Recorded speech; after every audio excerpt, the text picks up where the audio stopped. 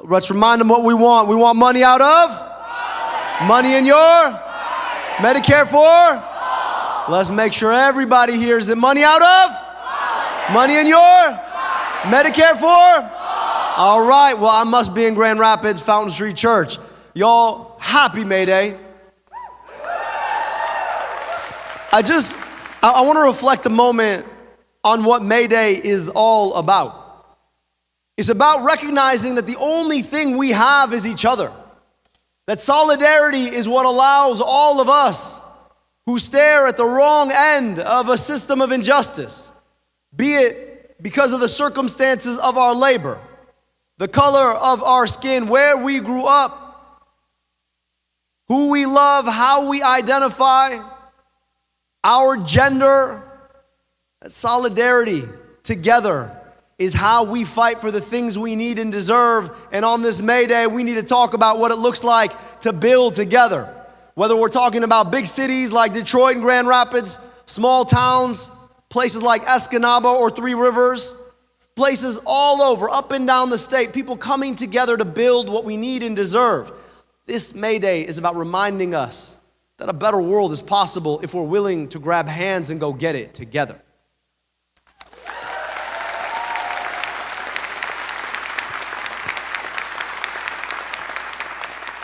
Now, my name is Abdul Al-Sayed. It's actually Abdul Muhammad Al-Sayed. There's a lot of throat in that name if you haven't heard. They tell me I'm not supposed to run for office. My name is too long. It is too foreign. The color of my skin is too dark. My family comes from the wrong place, and apparently I pray the wrong way.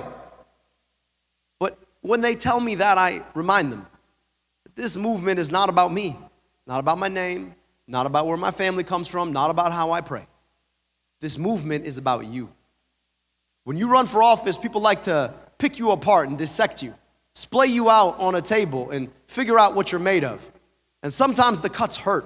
But the thing about it is, while everybody is looking at me, I want to tell you what I see. Because night in and night out, day in and day out, I get to travel up and down this incredible state. I get to go all over and meet folks from all kinds of walks of life. I get to see you. I get to watch you and hear you and understand you and recognize what it is that brings you out today, but also brings you to each other. And what I tell you is I see in front of me a beautiful cornucopia that makes this state what it is. People coming together not despite, but because of their differences. Recognizing that the completeness we seek, we can't seek in ourselves alone, but we seek it in each other. That when one person in this state goes without the housing they need, it's a function of a far larger problem, and it's going to be all of us working together to get housing for all of us. That when one of us is unfairly automated out or offshored out of a job, that is a challenge that all together, and it is the dignity of a job that brings us together to fight for the jobs that all of us need and deserve. That when one person can't see a doctor when they get sick, in fact, it's a function of a healthcare system that we've allowed to get built for the richest and most powerful. CEOs making $18 million a year while the rest of us have to pay, $4,000, $5,000 in a deductible just to get the healthcare we thought we paid for every single paycheck already.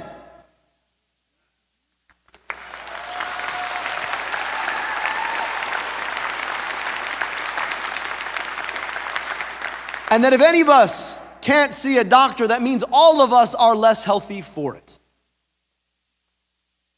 I see folks from all walks of life who recognize that while some of us may be at higher risk because of the illegal activities of ICE, that actually all of us are less safe because of the illegal activities of ICE.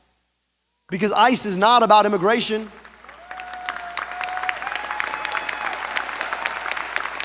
ICE is not about the southern border. ICE is about the government weaponizing itself against its own constraints and the rule of law. ICE is about normalizing the use of government thugs on your streets so that you stop paying attention to what it is they're trying to stop you from doing. ICE is not about keeping us safe. ICE is about keeping the people in power safe from the people.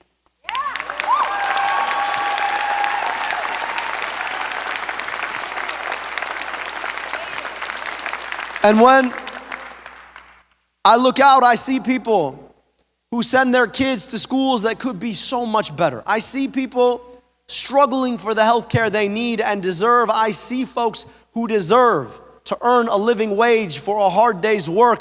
And I see people who paid their taxes only to have their government misappropriate those tax dollars to backstop apartheid or genocide or war we should not be fighting.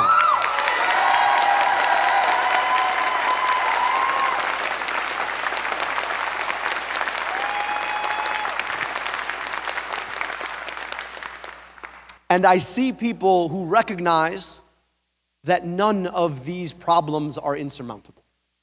That in fact, all of these problems are solvable. And that we have the solution already in and amongst us in each other. If only we had the courage to grasp it. Now, when I set out to run for office, I remember the first time I was 32, never run for office in my whole life. I had no clue what I was doing. I had some bad advice from a former president at my college graduation telling me I should run for office. I took it a little too seriously. I said, you know, I'm gonna go big or go home. I went big, and then I went home. But across that campaign, we built a community. I saw what was possible when you can build a bridge between people who've been told that they are one another's problem. Because it turns out that if you go to poor or working or retired people in places like Flint or Benton Harbor or Detroit, or poor or working or retired people in places like Marquette or Munising, they say the same things. They even use the same language. It just shouldn't be this hard. It shouldn't be this hard to afford a second bag of groceries. It shouldn't be this hard to pay my rent or my mortgage. It should not be this hard to see a doctor in the richest, most powerful country in the whole world. It shouldn't be this hard to pay my taxes and believe that that money is going to be used on me rather than against them. It shouldn't be this hard. And it was a wild thing. For a year and a half, I traveled up and down the state hearing the same things from people who'd been told by their politicians that the reason they didn't have was because of somebody else somewhere else in the state. You go to a place like Detroit, and folks up north will point, well, the reason we don't have is because of those folks in Detroit. Folks in the cities tell you, well, the reason we don't have is because of those folks up north. And it turns out the reason none of us have is because of folks in Lansing and DC.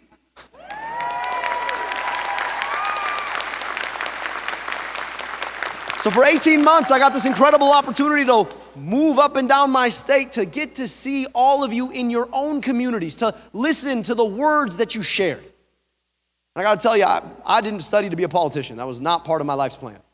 I wanted to be a doctor, and there's something beautiful about medicine that is the greatest gift that people give you, is the gift of their vulnerability with the belief that you could do something about it. And the best part about being a doctor is that for a moment, you get to be that person that somebody shares something with that they might not tell anyone else. And they trust you to be able to make it better. And your job is to bring empathy, a listening ear, and the truth. And to work with them around what we can do to forge purpose out of their pain. And in politics, at best, that's what I get the opportunity to do. So many of you all over the state have given me the gift of sharing your experiences with me. And I carry that gift as a burden with the idea that you don't tell me this because you want to tell me about it. You tell me this because you hope maybe I can do something about it. That is a huge burden. But it's a burden that we carry together. And for 18 months, I got to do this, and then the race ended. For 8 years, I was not involved in politics. I went back to public health, did other things with my life, but I knew that if we had the opportunity to do it again, we were going to do it bigger, we were going to do it bolder, and we were going to lead with the honesty and integrity that was the hallmark of that 2018 campaign, and that this time around we were going to build a big enough movement that would not only take us to victory, but would ignite something that would allow us to sow our victory into public policy in this country.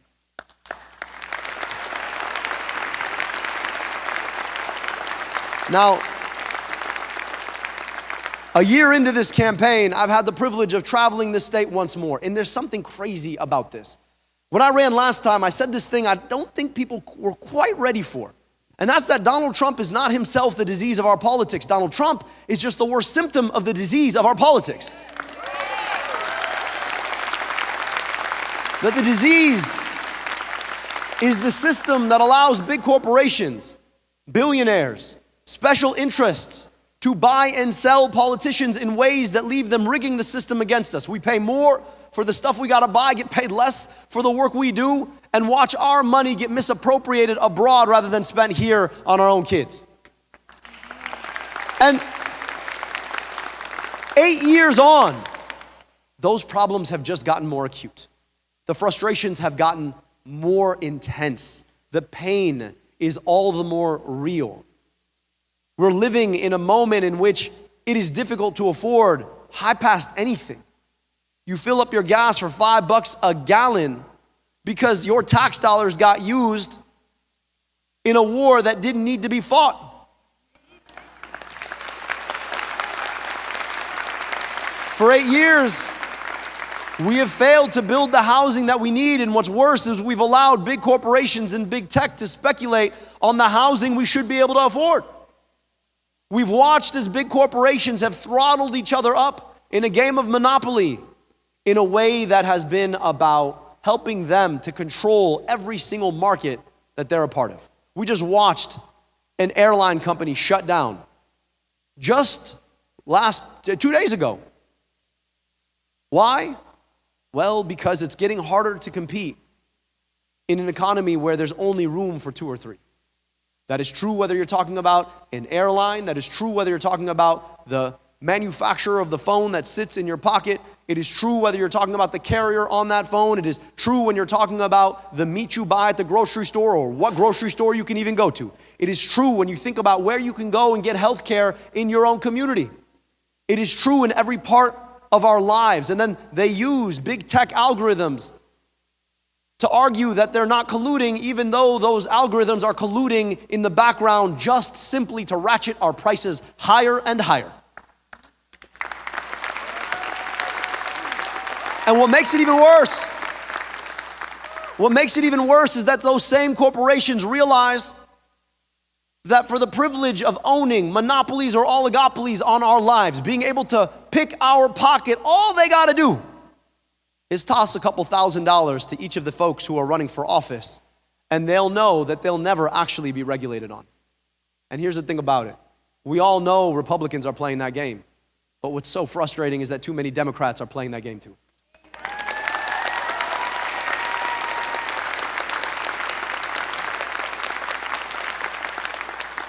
And then we wonder, where are the politicians with the bold ideas? Well, it turns out there are no bold ideas when a corporation buys your voice box and tells you you can't have bold ideas because it might mean that that bold idea comes at the cost of their bottom line.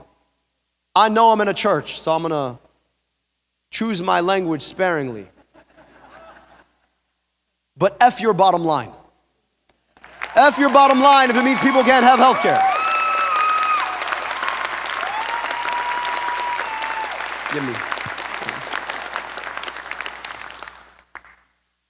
We have an opportunity to think differently.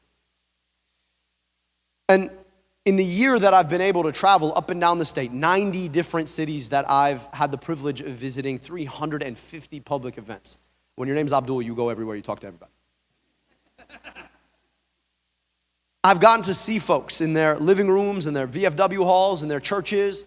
I've got to meet them and talk to them. I've got to see what it is that they want and they need. And now is a different time. It is a different time. People are tired of the status quo. They are tired of fighting not to lose rather than fighting to actually win. They are tired of being told what they cannot have by a corporation and they should not fight for by the corporation's favorite politician. They are sick and tired of an economy that is built to squeeze them out to render yet one more billion for an oligarch. They are tired of being told that the only value they have is as a dollar or a cent. They are sick and tired of knowing that they work harder to get less in the richest, most powerful country in the world, and then being told that this is the sum total of the American dream. We have an opportunity and a reminder this Mayday that we are the solution to our problems.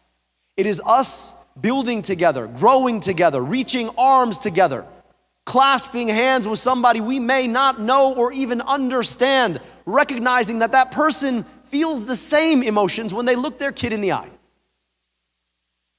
I gotta tell you, for me, it's personal. I got 2 little girls. The last time I ran, we gave birth to our first, my wife gave birth to our first. I was there for moral support. I played another role too, but.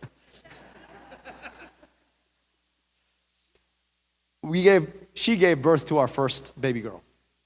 And I was not ready to become a dad. There are all kinds of emotions that you get the first time you look your flesh and blood in the eye.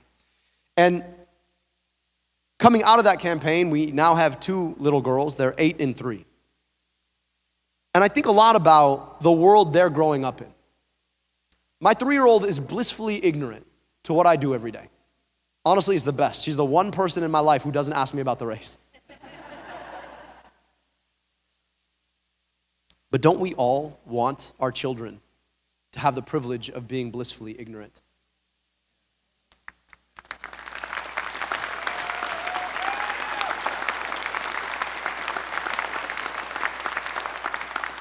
And in having my own kids, I found a part of my heart I didn't know existed. Because in looking at this other person who sits outside of me, I found all of my hopes and all of my fears in that person. And I know that's the feeling that everybody has when they look their kid or grandkid in the eye. I know that's the feeling we have when we look our loved ones in the eye. The question of not what's good for me, but what is befitting of you? With all your innocence and all your hope, what do you deserve in this world? And are you getting that? And it's that motivation that I think is the least common denominator of the human experience. And what it should teach you is that if all of us have that same set of emotions, that what would it look like for us? What would it feel like for us to build a politics centered around that? Rather than the greed of a big corporation or a billionaire, what would it look like to build a healthcare system centered on that note? That no matter what, if something were to happen to our loved one, we would want the best care for them. What would that health care system look like? I think it'd look like Medicare for all.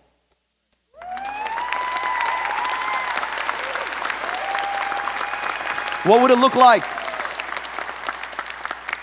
if even our families had been here for generations and generations, we understood what it might feel like for an immigrant mother to be separated from her children and have to ask, who's going to care for you now? What would our immigration system look like? I think it would mean we would probably abolish ICE.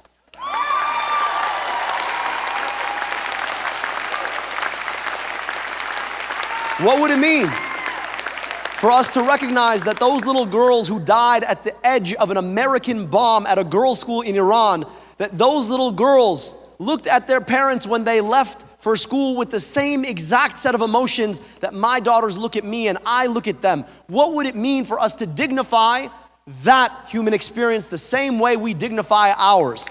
Maybe it would mean that rather than being told by weapons manufacturers or AIPAC that the best use of our tax dollars is to backstop a foreign government, maybe it would mean that we'd spend that money here, dignifying our kids here, investing in their schools here and their healthcare here.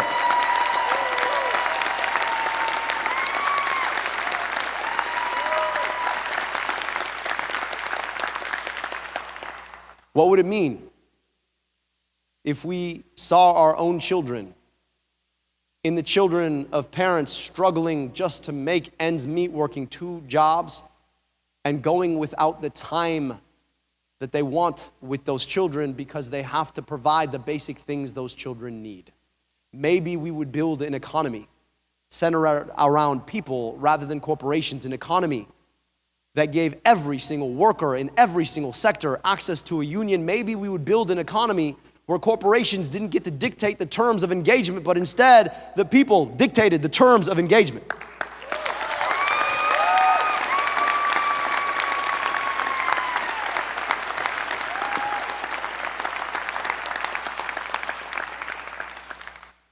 We can have those things.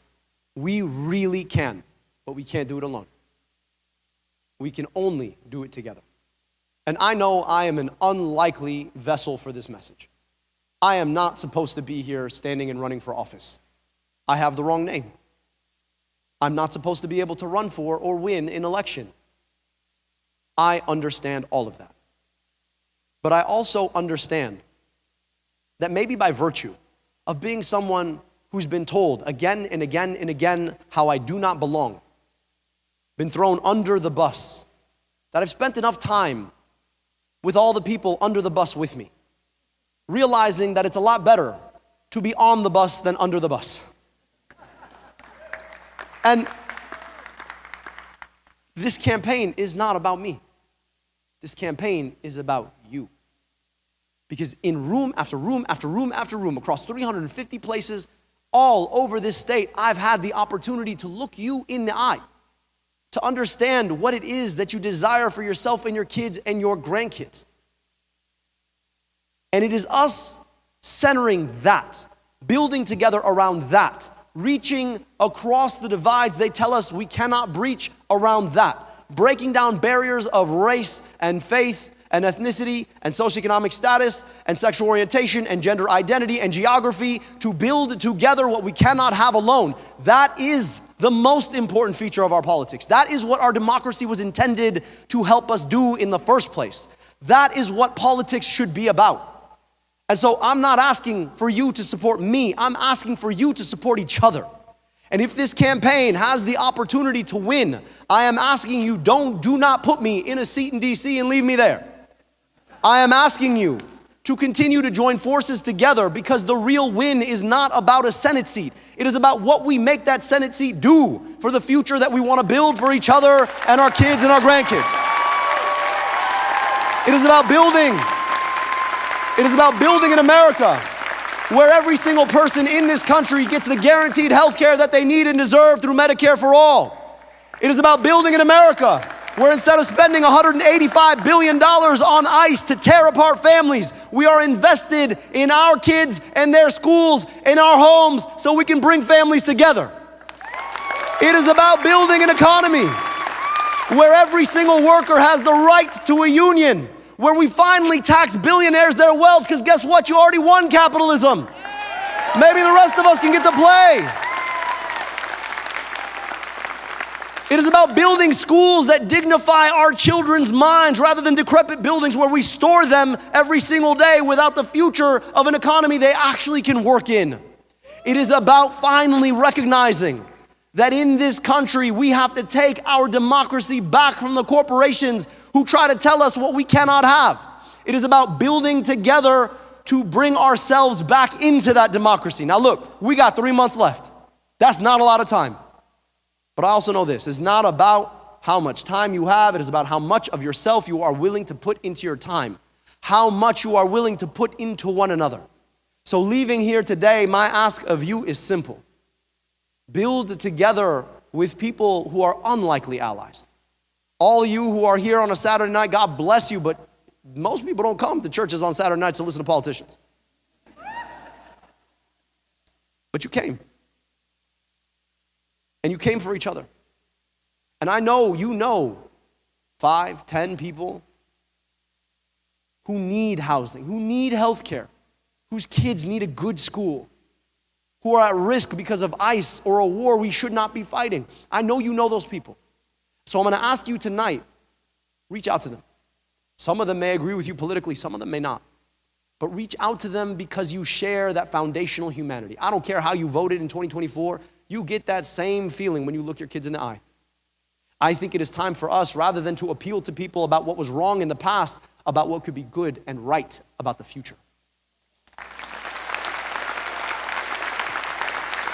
So reach out.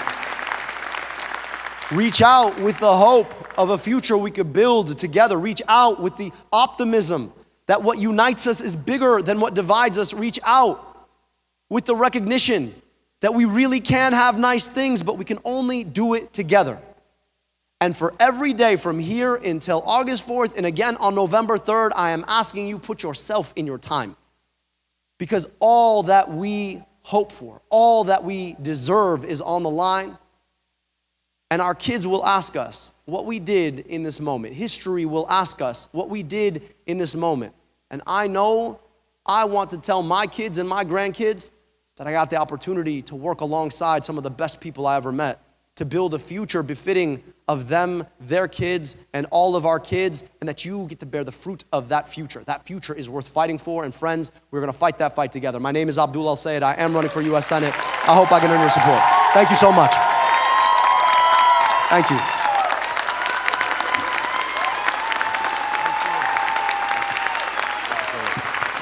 Thank you so much.